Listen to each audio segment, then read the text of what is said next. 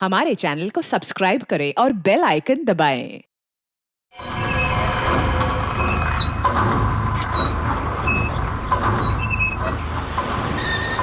Oh my God यार, ये जगह कितनी सुंदर है। वाओ, कितनी अच्छी जगह है ये।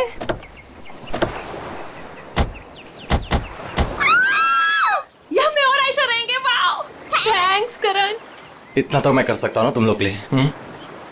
अब तुम्हें और आयशा को उस सड़े हॉस्टल में रहने की कोई जरूरत नहीं। बिल्कुल सही कहा करण। वैसे करण, मधु, मुझे लगता है ना कि जिस दिन तुम्हारी और मधु की शादी हो जाएगी ना, उस दिन तुम तो मधु को पूरा के पूरा मोहल्ला ही गिफ्ट में दे देने वाले हो।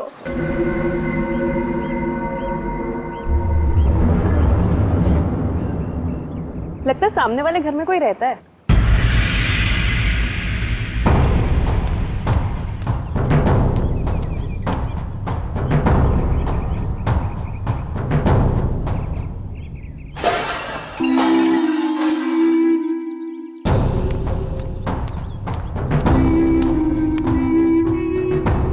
हाय, आई एम मधु।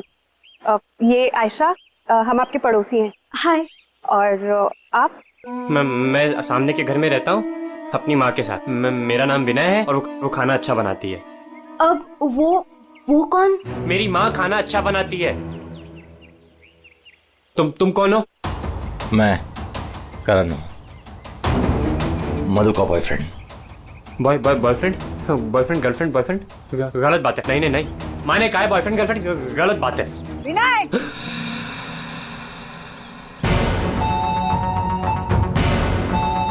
घर में चलो। कितनी बार मना किया है कि अजनबियों से मत बात किया करो।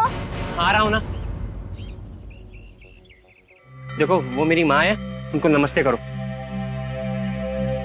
अरे नमस्ते करो उनको।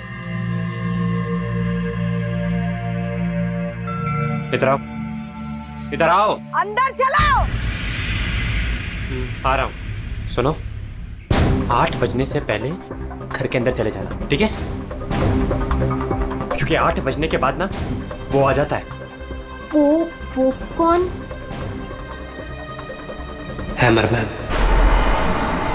लेकिन याद रखना, दरवाजे खोलना मत। हम भी नहीं खोलते, कोई नहीं खोलता। ध्यान रखना, दरवाजे मत खोलना, ठीक है? मैं जा रहा हूँ, बाय।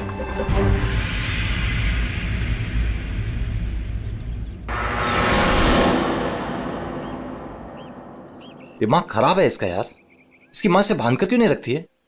क्योंकि उसकी माँ भी तो उसकी तरह अजीब ही है actually.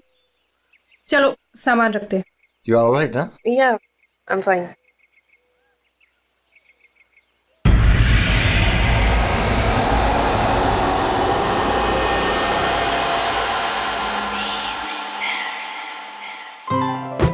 So beautiful. Thanks Karan, you really love me. अच्छा गाइस, सुनो ना, हम ना यहाँ पर एक कल गेट टुगेदर पार्टी करते हैं। What say? हाँ, कुछ भी करो यार, ये घर तुम्हारा ही है। और ये रही घर की चाबियां। एक सेकेंड, एक चाबी मैं रख लेता हूँ, क्या पता कब जरूरत पड़ जाए। आयशा, एक चाबी तुम भी रख लो। ये लो। Thanks. ओह नो, क्या हुआ? 6:40 हो गए। मुझे सर्विस सेंटर जाना था अपनी कार लेने, और उसके बाद फिर माँ को भी मिलने जाना है। करण, एक मिनट रुको। मुझे रास्ते में अपनी कजिन क्या ड्रॉप कर दोगे?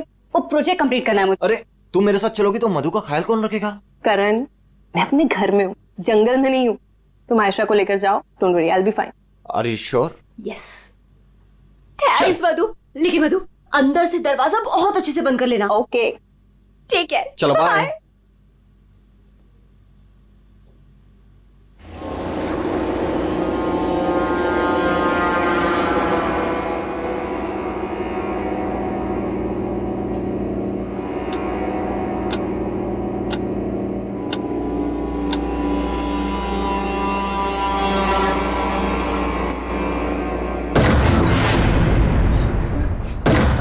कौन है?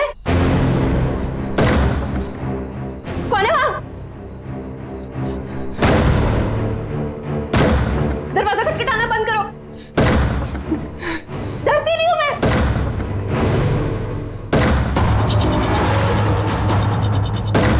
क्या करूं? करण को फोन कर।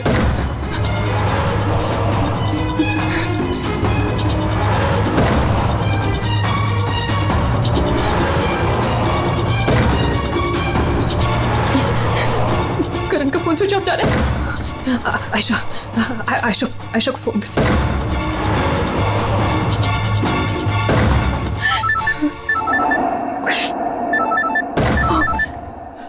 अब क्या करूं? अंधेरा करती हूँ।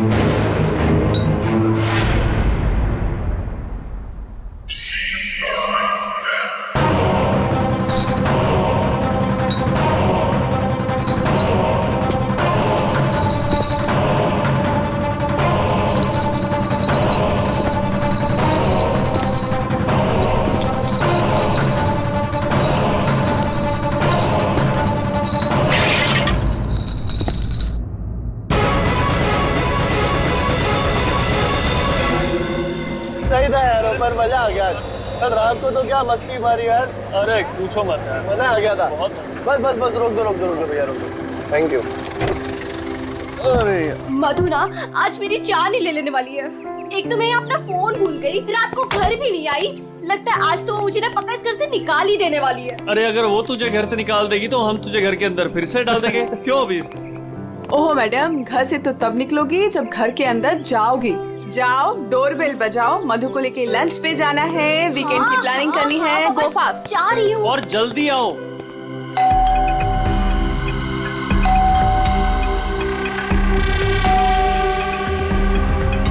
लगता है ना मैडम अभी तक सो रही है, दरवाजा ही नहीं खोल रही है। आयशा, तेरे पास इस घर की एक्स्ट्रा चाबी है ना? हाँ है। तो उस चाबी का क्या अचार डालेगी? जब चाबी है तो गेट खोलना, डोरबेल क्यों बजा रही है? हाँ मैं भी ना बिल्कुल पागल हूँ।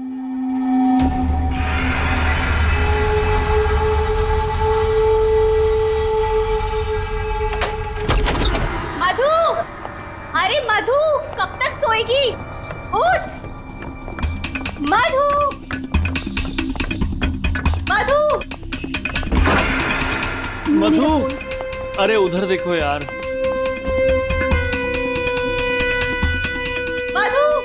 मधु बाथरूम में भी नहीं है। अरे वो तो बाहर भी नहीं है यार। यार ये मधु कहाँ चली गई है? मुझे बहुत टेंशन हो रही है। वो ठीक तो होगी ना? मधु, मधु, मधु, मधु।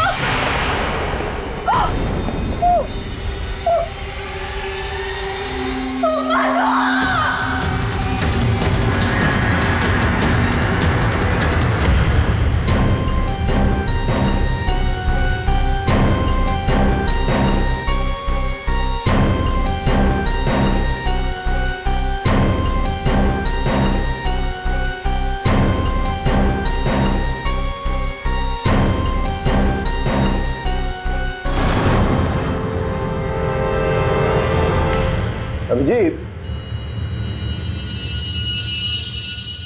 इस हथौड़े से जिस पर भी वार किया गया होगा ना, लगता नहीं वो जिंदा बचा होगा। सर मगर लाश कहाँ है? खूनी लाश ले गया और ये हैमर यहीं छोड़ गया। और हथौड़ा भी ऐसा जिस पर कहीं कोई फिंगरप्रिंट के निशान नहीं। और सर यहाँ पे तो कोई तोड़फोड़ भी नहीं मची हुई है, सब चीज अपने जगह पे। और दरवाजे का लॉक भी सही सलामत है, कोई फोर्स एंट्री नहीं है। और मधु के दोस्त भी बता रहे थे जब वो लोग अंदर आए तो ये दरवाजा खुला हुआ था। शायद खूनी के पास डुप्लीकेट चाबी होगी।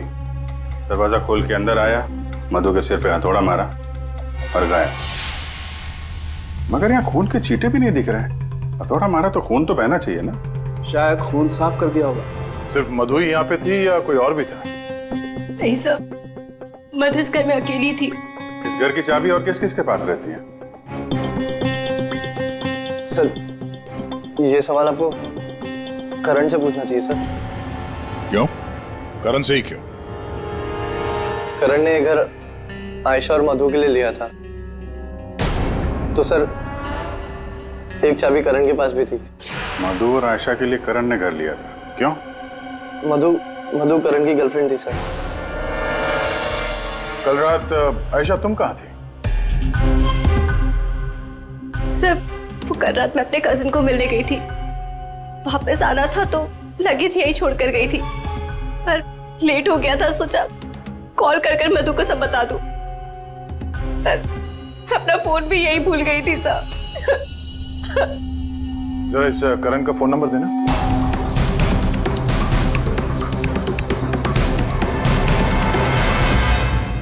Sir of. वो मेरे पास उसकी मम्मी का नंबर है। कल करण जब मुझे कजिन के यहाँ छोड़ने गया था तो कह रहा था कि वो घर जा रहा है मम्मी के पास।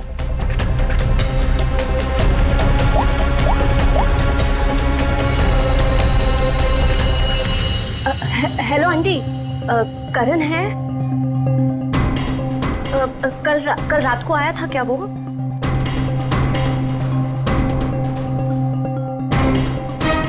नहीं आंटी, कुछ नहीं, हो सकता है मधु के यहाँ गया हो। मैं आपको बाद में कॉल करती हूँ। तो करण कल रात अपने घर भी नहीं पहुंचा और यहाँ भी नहीं आया। सर मुझे आपको एक बात बतानी थी। वो हमारे नेबर्स जो है ना, उन्होंने कहा था कि यहाँ पर एक हैमरमैन आता है रात को, तो कहीं उसने तो कुछ नहीं कर दिया? हैमरमैन? किसने बताया तुम्हें? ये कौन है ये? विनय बेटा, कोई आ रहा है? हाँ माँ, कोई याद हो रहा है।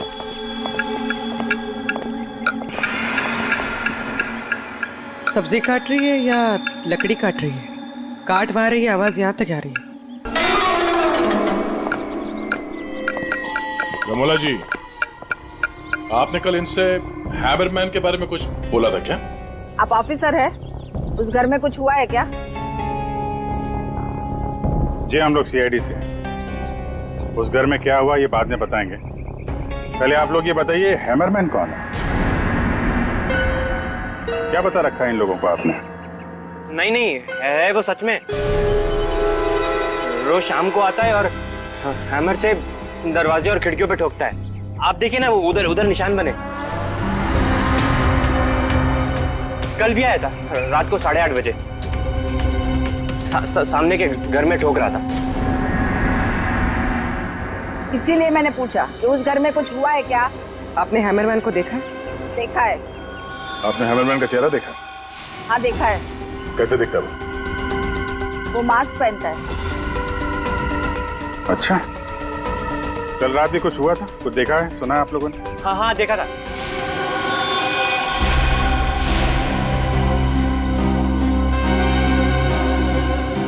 रमोला जी, अभी आंख दिखाने से कोई फायदा नहीं। बोलो, क्या देखा था तुमने? कल रात 8:30 बजे मैंने खिड़की से देखा कि बस फिर मैंने नहीं देखा, माँ ने खिड़की बंद कर दी।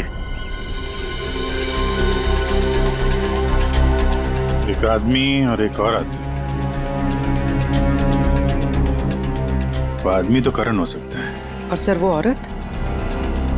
करण की कोई साथी? दोनों अंदर गए, मधु का खून किया और लाश लेके पीछे के रास्ते से निकल गए। एक बार पीछे की तरफ देख लेते हैं। आप लोग यहीं पे रुकिए। पूर्वी, इनसे हैमरमैन का स्केच बनवाओ। पीछे के दरवाजे से वही घुसेगा जिससे अपने पड़ोसियों की नजरों से बचना होगा। वो नहीं होगा जो मधु को लेकर निकल गया।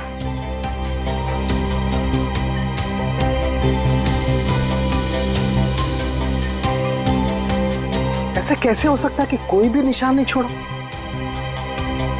मधु को मार करके लेके गया तो भी कुछ ना कुछ तो छोड़ा होगा कोई।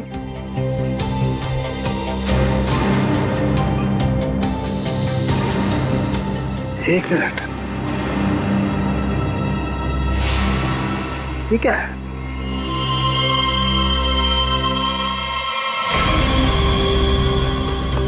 कुछ अलग से?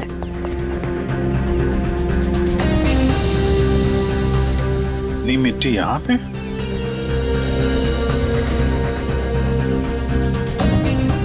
लगता है किसी ने यहाँ पे पैर वैर धुले हैं, इसलिए मिट्टी यहाँ पे है।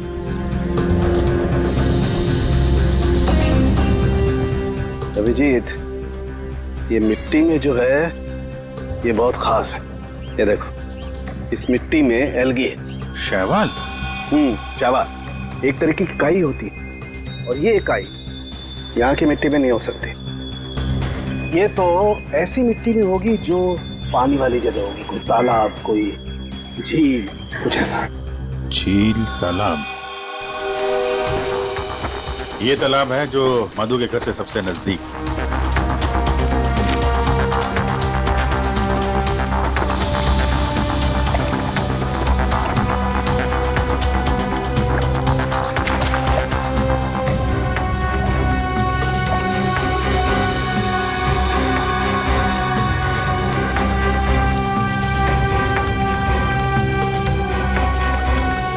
क्या अभिजीत,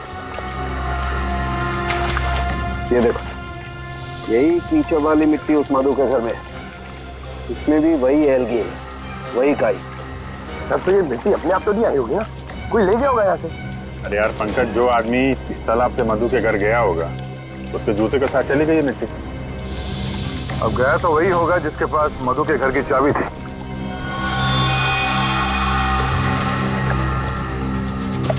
पर कौन गया होगा? अब चाहे वो हैमरमैन हो या फिर कोई और। हैमरमैन? ये हैमरमैन ने किया है क्या? काम तो उसी का ही लग रहा है। हाँ।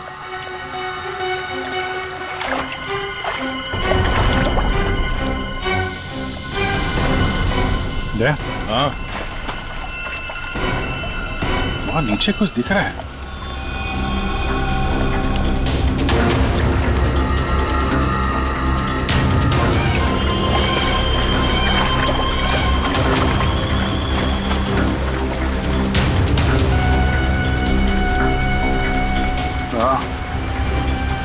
कुछ है तो सही वहां पर।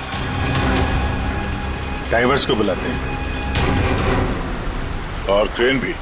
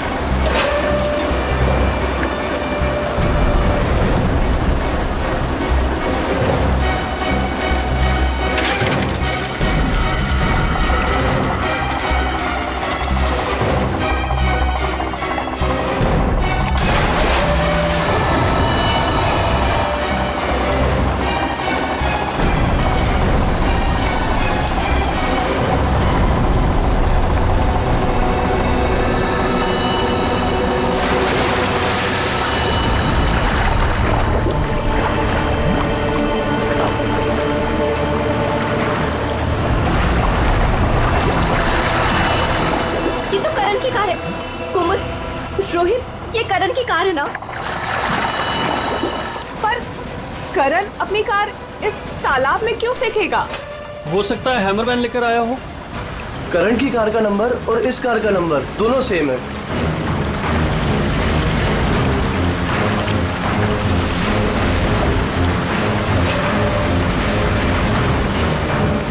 लेकिन ये कार यहाँ आई कैसे होगी?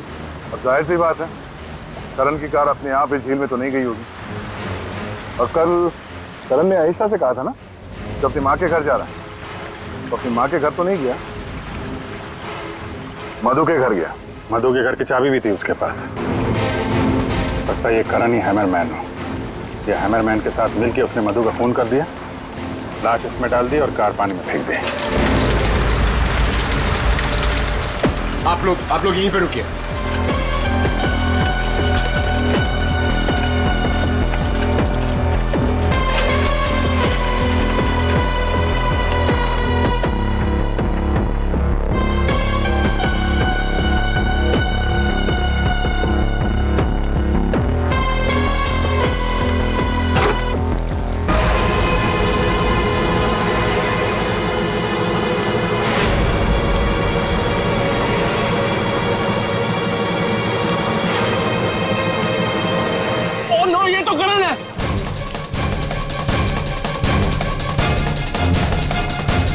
प्लीज प्लीज आगे मत जाइए।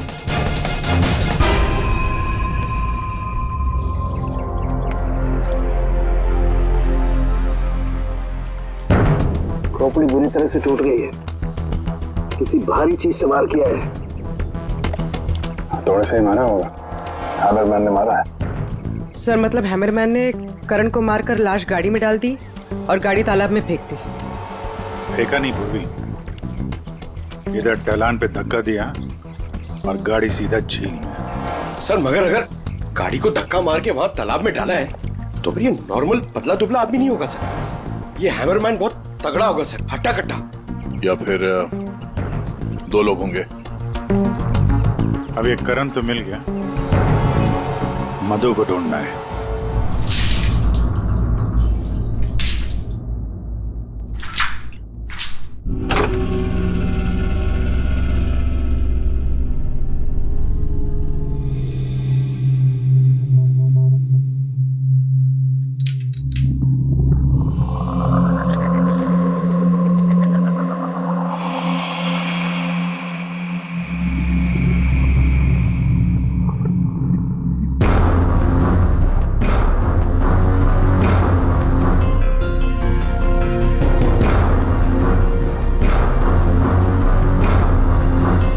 कपड़े का टुकड़ा,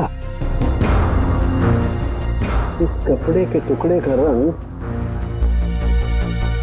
करण के कपड़े के टुकड़े से तो मैच नहीं करता है, तो शायद ये खूनी का होगा।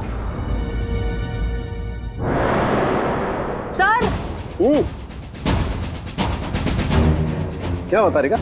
सर इस कपड़े के टुकड़े के अलावा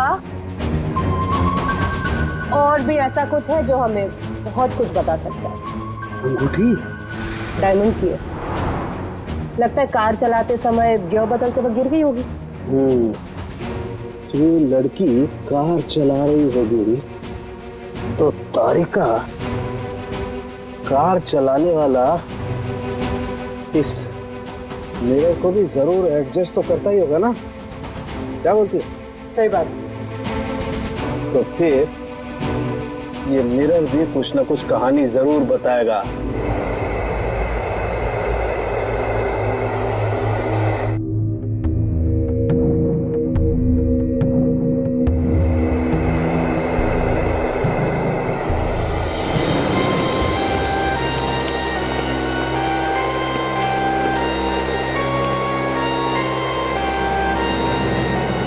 शीशे के बाल सुखा रहे हैं क्या?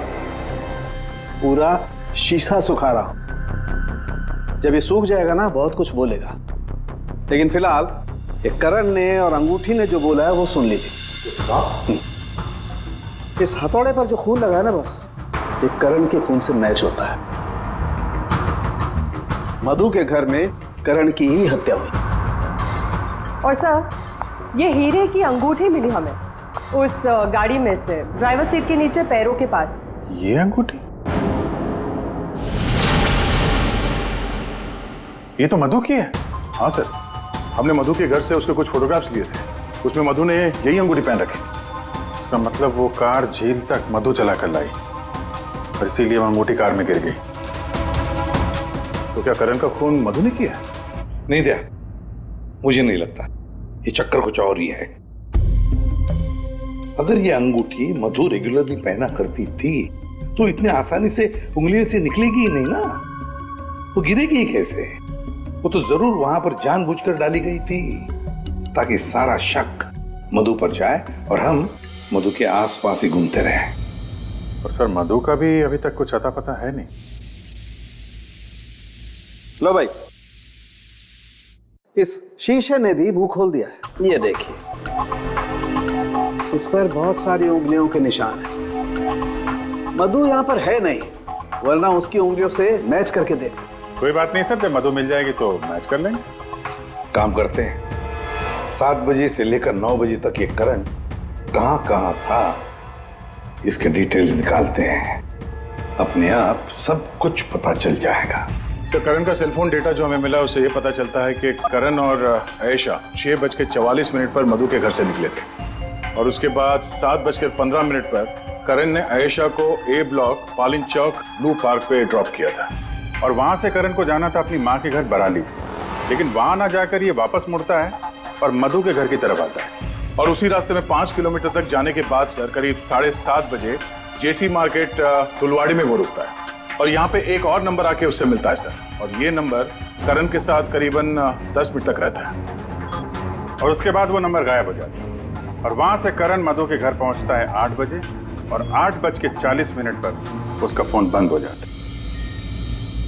दूसरा नंबर किसका है जो करण से जेसी मार्केट में मिला था? सर रोहित का।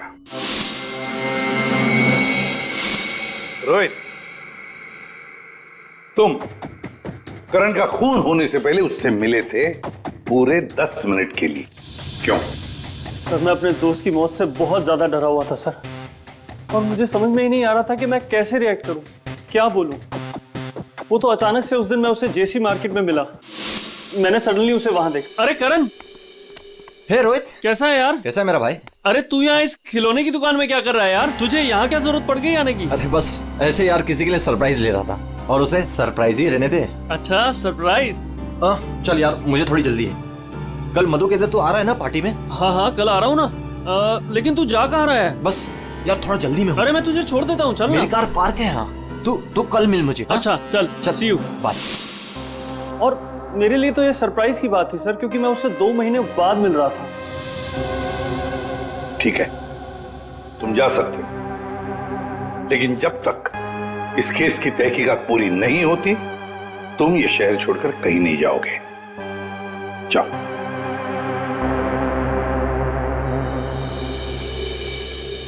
बड़ी अजीब बात है, ये करण अपने मां से मिलने जाता है लेकिन वहां नहीं जाता, जाता है खिलौने की दुकान में।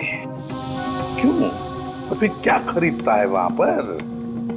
और किसके लिए? उसने वहां से जो कुछ भी खरीदा होगा वो लेकर वो सीधे मधु के घर गया। तो कहीं उसने वहां से ये मास्क तो नहीं लिया? और वहां से वो मधु के घर पहुंच गया जहां पे हैमरमैन उसका इंतजार कर रहा था, जिसने खून कर दिया उसका। अब ये तो कुमुद ही बता सकती है। कुमुद? सर आखिरी बार करण की बातचीत फोन पर कुमुद से हुई थी और विनय ने भी बताया था सर कि उस रात हैमरमैन के आने से पहले घर के बाहर उसने गाड़ी के हेडलाइट पे 2 लोगों को देखा था सर, एक लड़का और एक लड़की, और उस लड़की के हाथ में कुछ ऐसा था जो चमक रहा था। सर कुमुद के हाथ में भी एक ब्रेसलेट है, वही चमक रहा होगा। ये कुमुद और करण होंगे घर के बाहर।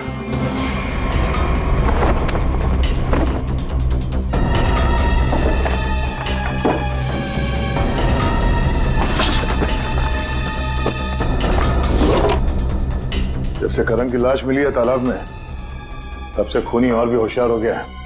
सर लगता है ये टीम बहुत छोटी है सर, कुमुद, मधु और ये हैमरमैन। सर लेकिन ये हैमरमैन मिले तो सही, अभी तक तो सिर्फ उसका हैमर ही मिला है तो उसने हमारे लिए छोड़ा है, मैन तो गायब ही है। सर ये कुमुद तो भागने की तैयारी से घर से निकली, सारे कपड़े लेकर भागी और उसका मोबाइल भी स्विच ऑफ आ रहा है। अरे ये कहां से आ गए यहाँ पे? कौन कहां से आ गया? ये देखो, इसका मतलब है ये कुमुद रमोला और विनय को पहले से जानती थी। एनवेलप पे डेट पिछले महीने की है और ये कुमुद बोल रही थी कि ये रमोला और विनय को पहले कभी मिली ही नहीं। तो कहीं ये माँ बेटे रमोला और विनय इस पूरे साजिश में शामिल तो नहीं है? मिलते हैं माँ बेटे से।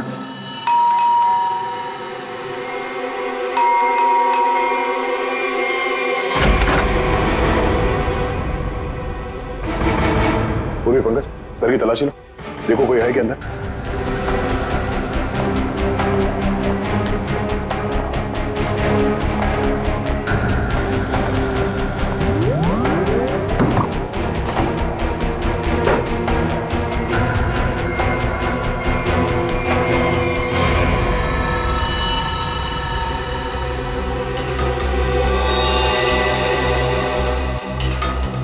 जय, हाँ, ये दीवार देखो यार,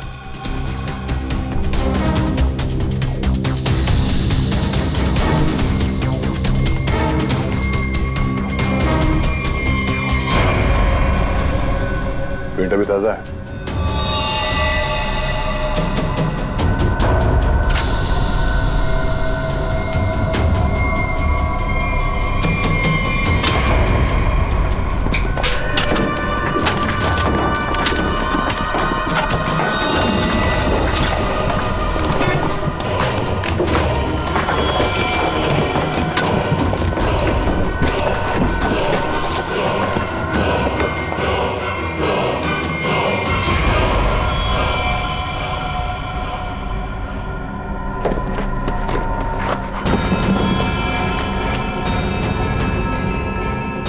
ये तो मधु है, मार के गाड़ दिया दीवार के अंदर, इसीलिए हमें ये कहीं मिल नहीं रही थी।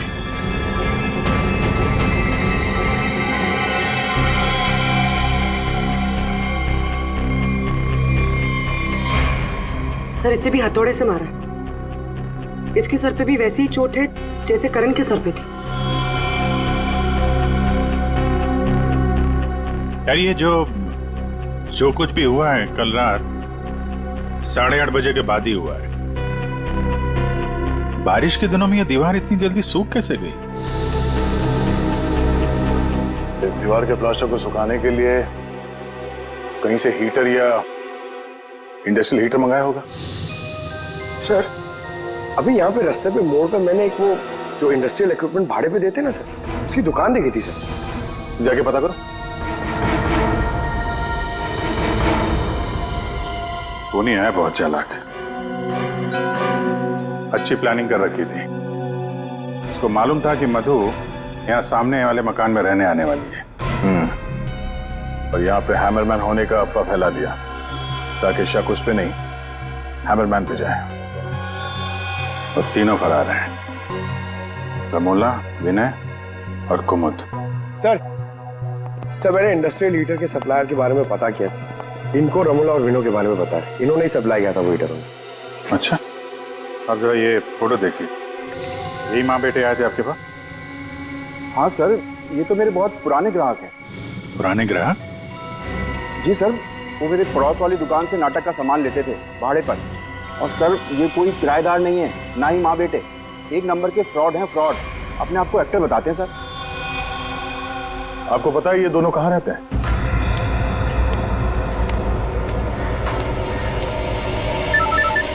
तो निकल, मैं मिलता हूँ। हाँ चल मिलते हैं। हेलो, मैं चंपा बोल रही हूँ, चाय पानी फिल्म से। हाँ जी बोलिए ना।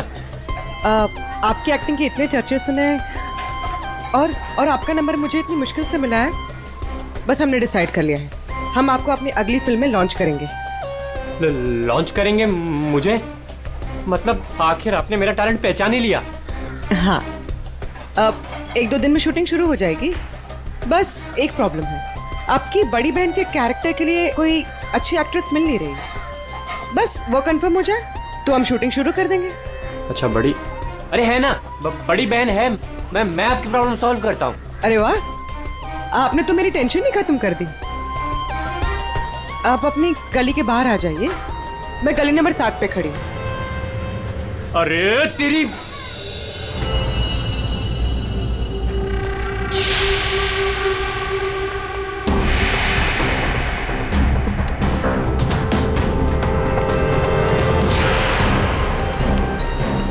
CID? हाँ CID। कहाँ जा रहा है? अच्छे मुजरिम का किरदार तो तुम लोगों ने निभा दिया, अब जरा एक अच्छे गवाह का किरदार भी निभाओ और ये बताओ कि कुमुद कहाँ है?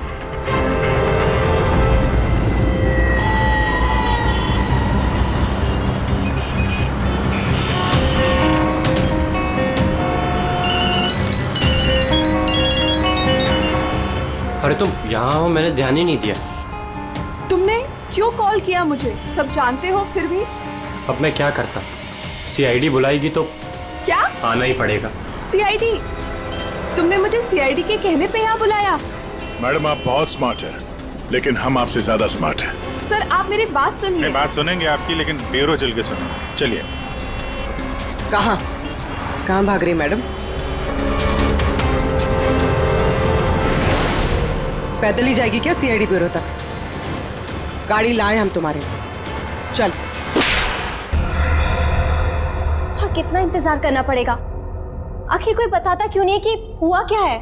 जरूर बताएंगे आयशा जी, जरूर बताएंगे, लेकिन इससे पहले कि हम बताएं, तुम हमें बताओ कि हुआ क्या था। मैं? मतलब ये कि आप और मधु एक नए घर में शिफ्ट होती है, जहां पहले से ही कुछ गड़बड़ चल रही होती है। ऐसे में आप मधु को उस घर में छोड़कर अपने किसी कजिन के घर चली जाती हैं, और तो और अपना मोबाइल फोन भी वहां रख के जाती है, ताकि मधु तुमसे तो मदद न मांगे। अजीब है ना? सर, मधु मेरी बहन जैसी थी, उसके साथ कुछ गलत करने के बारे में मैं सोच भी नहीं सकती हूँ। अच्छा, बहन जैसी थी? बहन तो नहीं थी ना? हाँ? अभीर, इस पूरे इन्वेस्टिगेशन में किसी ने तुम पर एक बार भी शक नहीं किया, क्यों? जो भी पूछा उसके बारे में तुम्हें कुछ पता ही नहीं। और जब मधु का खून हुआ उससे ठीक पहले तुम्हारा मोबाइल फोन स्विच ऑफ। कोई तुम पर शक क्यों करेगा? सर आप मुझ पर गलत इल्जाम लगा रहे हैं सर। मैं तो आयशा और मधु से सिर्फ 4 दिन पहले मिला था। मैं ऐसा क्यों करूंगा सर? और सर मेरा फोन पानी में गिर गया था, इसके लिए वो स्विच ऑफ है। हाँ, पानी में गिर गया था, उसी झील के पानी में जहां से करण की डेड बॉडी मिली थी। सर ये सारा प्लान तो विनय और अमोला ने सेट किया था। पैसों की लालच में ये दोनों इतना गिर गए कि इन्होंने अपने हाथ खून से रंग दिए, मधु को दीवार में चुनवा दिया। और सर अभी भी यही आलाप राग रहे हैं कि हमने कुछ नहीं किया। सच में हमने कुछ नहीं किया है। ये लो, फिर वही राग। फंस गए थे हम। आपको हाँ कहते तो भी फंसते, और ना कहते तो भी फंसते। एक्टिंग करने हमें नहीं मालूम था इतना कुछ हो जाएगा। तो आप लोगों के हिसाब से मधु और करण का खून हम लोगों ने किया है? उन दोनों का खून तुम लोगों ने नहीं किया है, उन दोनों का खून किया है हैमरमैन ने, और वो हैमर हमारे पास है।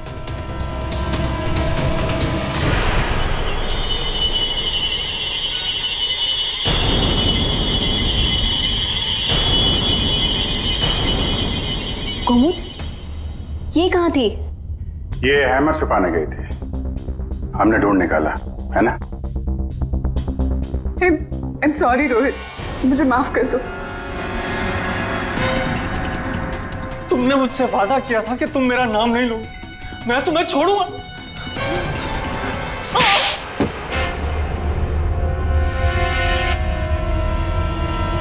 हाँ मैं हूँ वो हैमरमैन।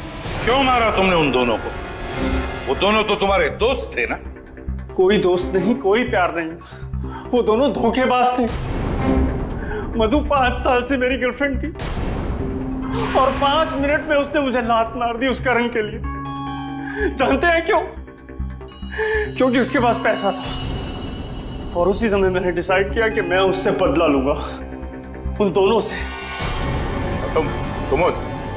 तुमने इसका साथ क्यों दिया? मैं रोहित से बहुत प्यार करती हूँ, मुझे उसका साथ देना पड़ा। तैयारी तो तगड़ी कर रखी थी तुमने। 3 महीने से प्लान कर रहा था मैं, उन दोनों को एक दर्दनाक मौत मारने की। बस इंतजार कर रहा था। 3 महीने का इंतजार? किस चीज के लिए? सही वक्त का इंतजार। और वो सही वक्त तब आया जब मुझे करण ने मधु के लिए घर ढूंढने के लिए कहा और उसे मैंने ये वाला घर दिला दिया और उसके बगल वाला घर मैंने कुमुद के नाम से रेंट पर ले लिया और वहां इन दोनों घोचुओं को रखा, इन बेवकूफों को।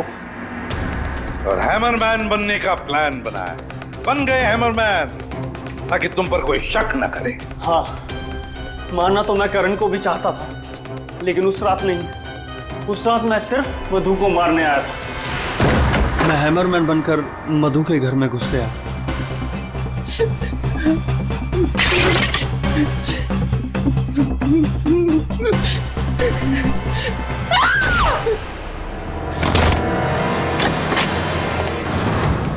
और मुझे इस बात का बिल्कुल भी अंदाजा नहीं था कि करण भी वहां पर आ जाएगा। वो मधु के साथ मजाक करने आया था, नकली हैमरमैन बनकर। उसने मास्क जब मैंने उसे मार दिया तब मुझे पता चला कि वो दरअसल करण ही था। मैंने कुमोद, रमोला और विनय की मदद से दोनों लाशों को ठिकाने लगा दिया। रोहित जी, ये हथौड़ा हमें ना भी मिलता ना तब भी तुम बच नहीं सकते थे, क्योंकि करण और मधु ने मरने के बाद भी हमें बताया कि खूनी तुम हो। रोहित, कुमुद, रमोला और विनय, तुम सब ने मिलकर मधु और करण का खून किया है।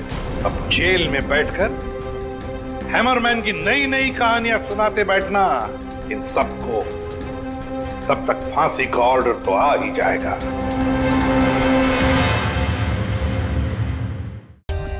For more updates, subscribe to our channel, click the show links and enjoy watching the videos.